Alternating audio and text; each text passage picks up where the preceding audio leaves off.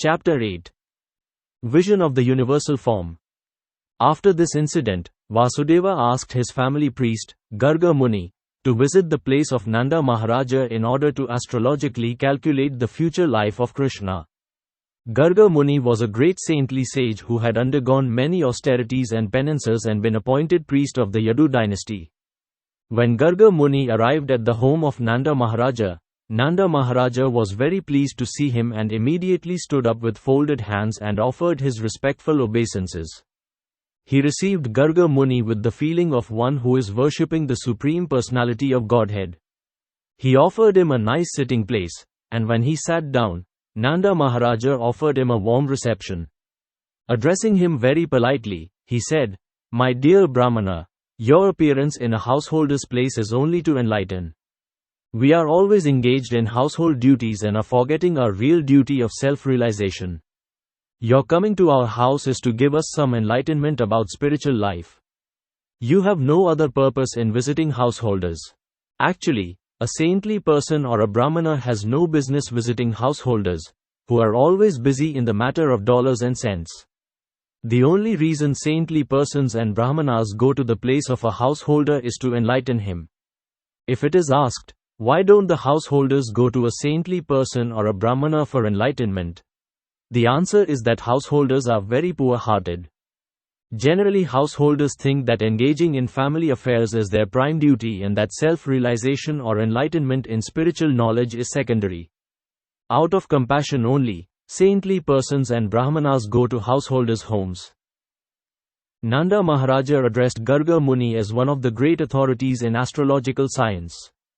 The foretellings of astrological science, such as the occurrence of solar or lunar eclipses, are wonderful calculations, and by this particular science a person can understand the future very clearly. Garga Muni was proficient in this knowledge. By this knowledge one can also understand what his previous activities were that are causing him to enjoy or suffer in this life.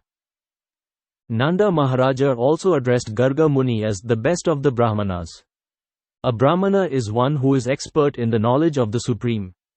Without knowledge of the Supreme Absolute, one cannot be recognized as a Brahmana. The exact word used in this connection is Brahma Vidam, which means those who know the Supreme very well. An expert Brahmana is able to give reformatory facilities to the subcastes, namely the Kshatriyas and Vaishyas. The Sudras observe no reformatory performances. The Brahmana is considered to be the spiritual master or priest for the Kshatriya and Vaishya. Nanda Maharaja happened to be a Vaishya, and he accepted Garga Muni as a first-class Brahmana. He therefore offered his two foster sons, namely Krishna and Balarama, to him to purify. Nanda stated that not only these boys but all human beings just after birth should accept a qualified Brahmana as spiritual master. Upon this request, Garga Muni replied, Vyāsadeva has sent me to see to the reformatory performances of these boys, especially Krishna's, but if I do so it may incidentally appear that Krishna is the son of Devaki, since I am Vasudeva's family priest. By his astrological calculation, Garga Muni could understand that Krishna was the son of Devaki, which Nanda did not know. Indirectly Garga Muni said that Krishna and Balarama were both sons of Vyāsadeva. Balarama was known as the son of Vyāsadeva because his mother, Rohini, was present there, but Nanda Maharaja did not know about Krishna. Garga Muni indirectly disclosed the fact that Krishna was the son of Devaki. Garga Muni also warned Nanda Maharaja that if he would perform the reformatory ceremony, then Kamsa, who was naturally very sinful, would understand that Krishna was the son of Devaki and Vasudeva. According to astrological calculation, Devaki could not have a female child, although everyone thought that the eighth child of Devaki was female. In this way Garga Muni intimated to Nanda Maharaja that the female child was born of Yashoda and that Krishna was born of Devaki and they were exchanged. Also, the female child, Durga, had informed Kamsa that the child who would kill him was already born somewhere else. Garga Muni stated, if I give your child a name and if he fulfills the prophecy of the female child to Kamsa, then it may be that the sinful demon will come and kill this child also after the name-giving ceremony. But I do not want to become responsible for all these future calamities. On hearing the words of Garga Muni, Nanda Maharaja said, if there is such danger, then it is better not to plan any gorgeous name-giving ceremony. It would be better for you to simply chant the Vedic hymns and perform the purificatory process. We belong to the twice-born caste, and I am taking this opportunity of your presence. So please perform the name-giving ceremony without external pomp. Nanda Maharaja wanted to keep the name-giving ceremony a secret and yet take advantage of Garga Muni's performing the ceremony. When Garga Muni was so eagerly requested by Nanda Maharaja, he performed the name-giving ceremony as secretly as possible in the cowshed of Nanda Maharaja. He informed Nanda Maharaja that the son of Rohini would be very pleasing to his family members and relatives and therefore would be called Rama.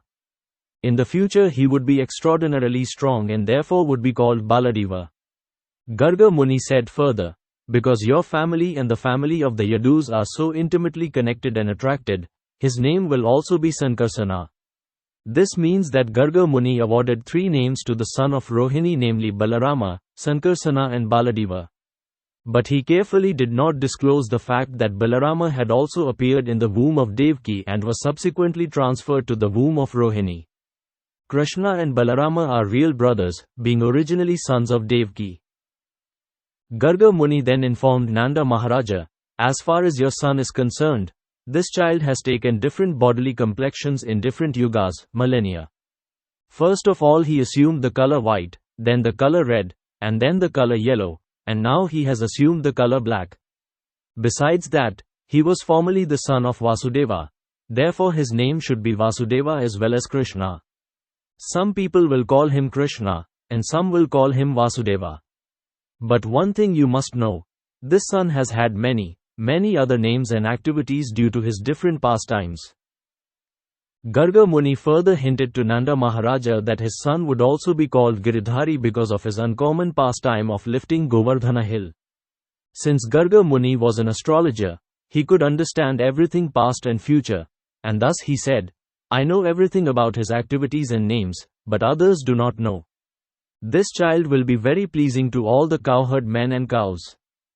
Being very popular in Vyārendavana, he will be the cause of all good fortune for you. Because of his presence, you will overcome all kinds of material calamities, despite opposing elements.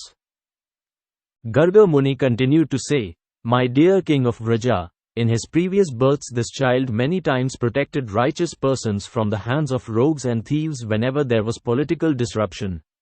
Your child is so powerful that anyone who will become a devotee of your boy will never be troubled by enemies. Just as demigods are always protected by Lord Vishnu, the devotees of your child will always be protected by Narayana, the Supreme Personality of Godhead. This child will grow in power, beauty, opulence, in everything, on the level of Narayana, the Supreme Personality of Godhead. Therefore I would advise that you protect him very carefully so that he may grow without disturbance. In other words, Garga Muni informed Nanda Maharaja that because he was a great devotee of Lord Narayana, the Lord had given him a son equal to himself. At the same time, Garga Muni indicated that this son would be disturbed by so many demons and that Nanda should therefore be careful and protect him. In this way, Garga Muni convinced Nanda Maharaja that Narayana himself had become his son. In various ways he described the transcendental qualities of his son. After giving this information, Garga Muni returned to his home. Nanda Maharaja began to think of himself as the most fortunate person, and he was very satisfied to receive such a benediction in this way. A short time after this incident, both Balarama and Krishna began to crawl on their hands and knees. When they were crawling like that, they pleased their mothers. The bells tied to their waist and ankles sounded fascinating, and they would move around very pleasingly. Sometimes, just like ordinary children, they would be frightened by others and would immediately hurry to their mothers for protection. Sometimes they would fall into the clay and mud of Vyārendavana and would approach their mothers smeared with clay and saffron. They were actually smeared with saffron and sandalwood pulp by their mothers, but due to crawling over muddy clay, they would simultaneously smear their bodies with clay. As soon as they would come crawling to their mothers, Yashoda and Rohini would take them on their laps and, covering them with the lower portion of their saris, allow them to suck their breasts. When the babies were sucking their breasts, the mothers would see small teeth coming in. Thus their joy would be intensified to see their children grow. Sometimes the naughty babies would crawl up to the cowshed, catch the tail of a calf and stand up. The calves, being disturbed, would immediately begin running here and there, and the children would be dragged over clay and cow dung. To see this fun, Yashoda and Rohini would call all their neighborhood friends, the gopis. Upon seeing these childhood pastimes of Lord Krishna, the gopis would be merged in transcendental bliss. In their enjoyment they would laugh very loudly. Krishna and Balarama were so restless that their mothers, Yashoda and Rohini, would try to protect them from cows, bulls, monkeys, water, fire and birds while they were executing their household duties. Always being anxious to protect the children and to execute their duties, they were not very tranquil. In a very short time, Krishna and Balarama began to stand up and slightly move on their legs. When Krishna and Balarama began to walk, other friends of the same age joined them, and together they gave the highest transcendental pleasure to the gopis, specifically to Mother Yashoda and Rohini. All the gopi friends of Yashoda and Rohini enjoyed the naughty childish activities of Krishna and Balarama in Vrindavana. In order to enjoy further transcendental bliss, they all assembled and went to Mother Yashoda to lodge complaints against the restless boys. When Krishna was sitting before Mother Yashoda, all the elder gopis began to lodge complaints against him so that Krishna could hear. They said, "Dear Yashoda, why don't you restrict your naughty Krishna? He comes to our houses along with Balarama every morning and evening, and before the milking of the cows they let loose the calves, and the calves drink all the milk of the cows. So when we go to milk the cows, we find no milk, and we have to return with empty pots. If we warn Krishna and Balarama about doing this, they simply smile so charmingly that we cannot do anything. Also, your Krishna and Balarama find great pleasure in stealing our stock of yogurt and butter from wherever we keep it. When Krishna and Balarama are caught stealing the yogurt and butter, they say, 'Why do you charge us with stealing? Do you think that butter and yogurt are in scarcity in our house?' Sometimes they steal butter, yogurt and milk and distribute them to the monkeys. When the monkeys are well fed and do not take any more, then your boys chide, 'This milk and butter and yogurt are useless, even the monkeys won't take it.' And they break the pots and throw them hither and thither. If we keep our stock of yogurt, butter and milk in a solitary dark place, your Krishna and Balarama find it in the darkness by the glaring effulgence of the ornaments and jewels on their bodies. If by chance they cannot find the hidden butter and yogurt, they go to our little babies and pinch their bodies so that they cry, and then they go away. If out of fear of these naughty boys we keep our stock of butter and yogurt high on the ceiling, hanging on a swing, although it is beyond their reach, they arrange to reach it by piling all kinds of wooden planks over the grinding machine. And if they cannot reach, they make a hole in the pot. We think therefore that you'd better take all the jeweled ornaments from the bodies of your children."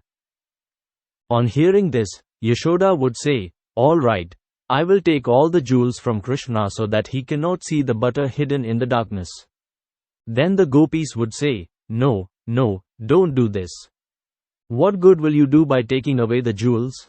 We do not know what kind of boys these are, but even without ornaments they spread some kind of effulgence so that even in darkness they can see everything. Then Mother Yashoda would inform them, "All right, keep your butter and yogurt carefully so that they may not reach it." In reply to this, the gopis said, "Yes, actually we do so, but because we are sometimes engaged in our household duties, these naughty boys enter our house somehow or other and spoil everything. Sometimes, being unable to steal our butter and yogurt, out of anger they pass urine on the clean floor and sometimes spit on it. Now just see how your boy is hearing these complaints. All day he simply makes arrangements to steal our butter and yogurt, and now he is sitting just like a very silent good boy. Just see his face." When Mother Yashoda thought to chastise her boy after hearing all the complaints, she saw his pitiable face, and smiling, she did not chastise him. Another day, when Krishna and Balarama were playing with their friends, all the boys joined Balarama and complained to Mother Yashoda that Krishna had eaten clay. On hearing this, Mother Yashoda caught hold of Krishna's hand and said, "My dear Krishna, why have you eaten earth in a solitary place? Just see, all your friends, including Balarama, are complaining about you. Being afraid of his mother, Krishna replied, My dear mother, all these boys, including my elder brother, Balarama, are speaking lies against me. I have never eaten any clay. My elder brother, Balarama, while playing with me today, became angry, and therefore he has joined with the other boys to complain against me. They have all combined together to complain, so you will be angry and chastise me. If you think they are truthful, then you can look within my mouth to see whether I have eaten clay or not. His mother replied, All right, if you have actually not eaten any clay, then just open your mouth. I shall see. When the Supreme Personality of Godhead Krishna was so ordered by his mother, he immediately opened his mouth just like an ordinary boy. Then Mother Yashoda saw within that mouth the complete opulence of creation. She saw the entire outer space in all directions, mountains, islands, oceans, seas, planets, air, fire, moon and stars. Along with the moon and the stars she also saw all the elements, water, sky and the extensive ethereal existence along with the total ego and its products, namely the senses, the controllers of the senses, all the demigods and the objects of the senses like sound and smell. Within his mouth she also saw the three qualities of material nature, all living entities, eternal time, material nature, spiritual nature, activity, consciousness and different forms of the whole creation. Yashoda could find within the mouth of her child everything necessary for cosmic manifestation. She also saw, within his mouth, herself taking Krishna on her lap and having him suck her breast. Upon seeing all this, she became struck with awe and began to wonder whether she were dreaming or actually seeing something extraordinary. She concluded that she was either dreaming or seeing the play of the illusory energy of the Supreme Personality of Godhead. She thought that she had become mad, mentally deranged, to see all those wonderful things. Then she thought, it may be cosmic mystic power attained by my child, and therefore I am perplexed by such visions within his mouth. Let me offer my respectful obeisances unto the Supreme Personality of Godhead, who is beyond the expression of consciousness, mind, work and philosophical speculation, and whose different energies produce everything manifested and unmanifested. Under his energy, bodily self and bodily possessions are conceived. She then said, Let me offer my respectful obeisances unto him under whose illusory energy I am thinking that Nanda Maharaja is my husband and Krishna is my son, that all the properties of Nanda Maharaja belong to me and that all the cowherd men and women are my subjects. All this misconception is due to the illusory energy of the Supreme Lord. So let me pray to him that he may protect me always. While Mother Yashoda was thinking in this high philosophical way, Lord Krishna again expanded his internal energy just to bewilder her with maternal affection. Immediately Mother Yashoda forgot all philosophical speculation and accepted Krishna as her own child. She took him on her lap and became overwhelmed with maternal affection. She thus began to think of the Supreme Personality of Godhead, who is understood through the processes of cultivating knowledge derived from the Upanishads and the Vedanta Sutra, practicing mystic yoga and studying Sankhya philosophy, as her own begotten child. Certainly Mother Yashoda had executed many pious activities, as a result of which she got the absolute truth, the Supreme Personality of Godhead, as her son who sucked milk from her breast. Similarly, Nanda Maharaja also must have performed many great sacrifices and pious activities for Lord Krishna to become his son and address him as father. But it is surprising that Vyāsadeva and Devaki did not enjoy the transcendental bliss of Krishna's childhood pastimes, although Krishna was their real son. The childhood pastimes of Krishna are glorified even today by many sages and saintly persons, but Vyāsadeva and Devaki could not enjoy such childhood pastimes personally. The reason for this was explained by Sukadeva Goswami to Maharaja Pariksit as follows. When the best of the Vasus, named Drona, and his wife Dhara were ordered to increase progeny by Lord Brahma, they said unto him, Dear father, we are seeking your benediction. When we take birth again within the universe, may the Supreme Lord Krishna in his most attractive feature of childhood absorb our whole attention. May our dealings with him be so powerful that simply by hearing of these childhood activities of his, anyone will very easily cross over the any science of birth and death. Lord Brahma agreed to give them the benediction, and as a result the same Drona appeared as Nanda Maharaja in Vyārendavana, and the same Dhara appeared as Mother Yashoda, the wife of Nanda Maharaja. In this way, Nanda Maharaja and his wife, Mother Yashoda, developed their unalloyed devotion for the Supreme Personality of Godhead, having gotten him as their son. And all the gopis and cowherd men who were associates of Krishna naturally developed their own different feelings of love for Krishna. Therefore, just to fulfill the benediction of Lord Brahma, Lord Krishna appeared along with his plenary expansion, Balarama, and performed all kinds of childhood pastimes in order to increase the transcendental pleasure of all the residents of Vyārendavana.